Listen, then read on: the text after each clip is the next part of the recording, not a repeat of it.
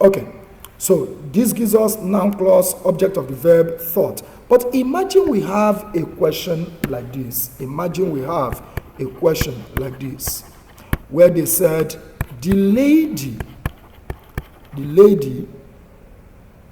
entered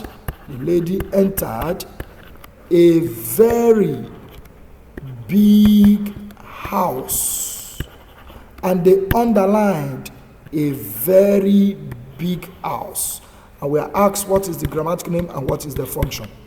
Now, if you look at this question, for instance, does it agree with diagram number 1? The answer is no. Why? Diagram number 1 tells you that you must have an underlined word then a verb, and this does not have underlined word plus verb. But does it agree with diagram number 2? Yes. Diagram number 2 says verb then underlined word. So if you look at entered is what? A verb. Entered is a verb. And immediately after that verb entered, you have what? An underlined word. So that means that this underlined word is what? A noun.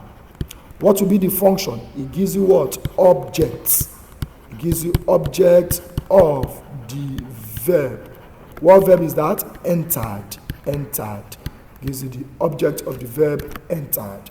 Then let us go back to that underlined word. Does it contain a finite verb? Does it even contain any verb at all? The answer is no. A is not a verb. Very is not a verb. Big is not a verb. Neither is house a verb. So it doesn't contain any verb at all. So is it a phrase or a clause? Very good. A phrase. So what is a phrase? A group of words that does not contain a finite verb. Now, we have been able to look at diagram number 1 and diagram number 2, but I want us to go back to them again. Now remember, a clause is a group of words that contains a finite verb. A clause is a group of words that contains a finite verb, while a phrase is a group of words that does not contain a finite verb.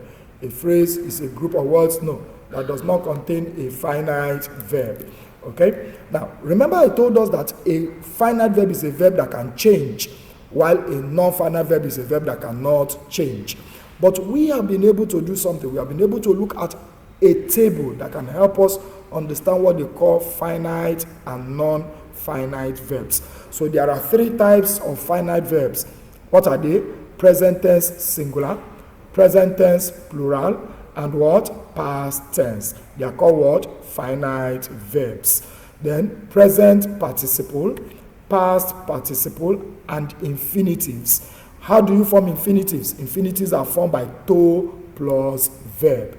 To plus verb. So that will give you what? Non-finite verb. So even if a phrase contains a verb, ask yourself, the verb it contains, is it a finite verb? Okay? If it is not a finite verb, then it is what? A phrase. But even if it is a verb, but it's not finite, it is still what? A phrase. But if it is finite, then it is what? A clause. Okay? Now, let's go back to our diagram number 1 and 2 again. Let's refresh our memory with that diagram 1 and diagram 2. Let's go back. Okay, so with our diagram number 1 and 2, we can easily talk about noun clause and noun phrase. Okay, diagram number 1 says that if we have an underlined group of words, they underline a group of words. Immediately after that underlined word, you have a verb in front. Will they underline the verb in front? The answer is no. No.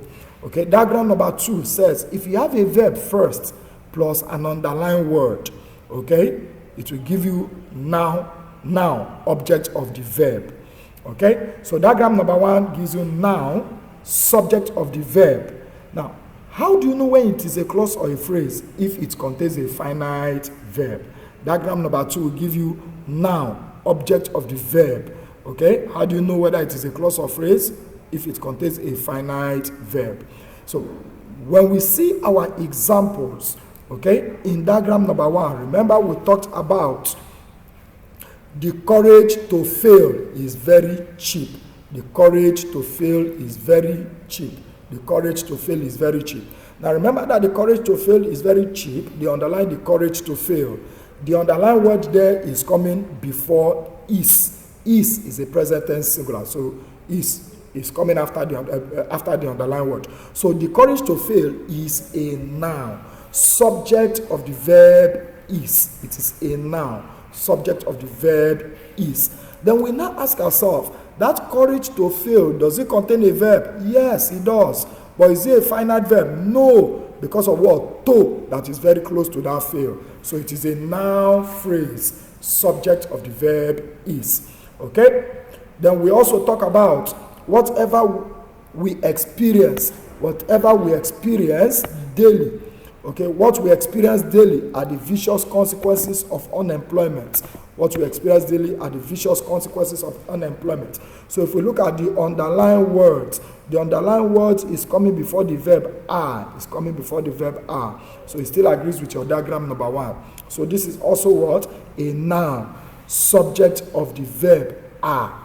It is a noun, subject of the verb are. But it is a clause because it contains experience. Experience is a present tense plural. Experience is a present tense plural. Okay, remember experience will be a present tense plural. What will be the singular? Experiences. What will be the plural? Experience. What will be the past tense? Experience. What will be the present participle? Experiencing. Past participle, experience, and infinitive to experience. So experience can fall under our what? Present tense plural. So that makes it a finite verb. It makes it a finite verb. Okay? Now, watch SSC 2000. Joe thought it was a tremendous idea. They underlined it was a tremendous idea. If you look at the underlined words, it is coming after the verb thought. Look at your diagram number 2. Verb, then underline word. So it's coming after the verb thought. So just call it what? A noun. They call it object of the verb thought. It is object of the verb thought because it's coming after the verb thought. Now, is it a clause or a phrase? Remember again, it is what? A clause. How do we know it's a clause again? It contains was. Was is a past tense verb. So that makes it a clause. Then the lady entered a very big house. Entered is a verb. Entered is a verb. Immediately after the verb entered, you have what? Underlined words, which makes it a noun. Object of the verb entered. But is it a clause or a phrase? A phrase, because it does not contain any verb at all. It doesn't contain any verb at all. So I believe that with these two diagrams, we should be able to identify where something is a noun. Okay? Now, in case you want to have a test, okay, you want to test if you are right, whether it is a noun or not, just ask yourself, can that thing answer the question what or who? Anything that can answer the question what or who is a noun. Can we try? Okay, let us see. Let's see this example, for instance. Okay, if we say the lady entered a very big house, we simply say, okay, what did the lady enter? What did the lady enter? A very big house. That makes it a noun. Let's see this. Joe thought it was a tremendous idea. What did Joe think? It was a tremendous idea. So it's a noun. Let's try this one. What are the vicious consequences of unemployment? What we experience daily. So anything that can answer the question what or the question who can also be said to be a noun. Imagine if somebody asks you, what is your name? Whatever you say is a noun. Okay? Or somebody asks you, what did you do to him? You say, I slapped him. I slapped him is a noun. Who was there when you slapped him? My friends. My friends is a noun. So just know that anything that can answer the question what or who can also be called a noun. So after examining your diagram and you want to be sure, ask yourself, okay, can that thing answer the question what or who? If it can do that, then it is what? A noun. I hope that is very, very understood. Thank you very much. We'll meet in the next class.